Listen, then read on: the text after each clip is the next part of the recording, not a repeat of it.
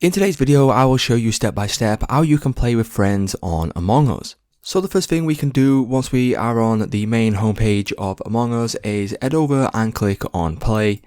And then once we click on play, select online.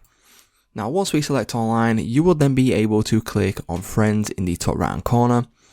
And then you will then be able to click on the green plus icon to invite this specific friend to your game. Now what else we can do is we can host a game, or we can also invite them to a public game. To do this, we can click on find game, select the public game, and then all you simply need to do now is go ahead and copy this room code right here. Once we copy this room code, you will then be able to send this to your friend, and then all they simply need to do is, if we go back, they need to enter the code into this box right here.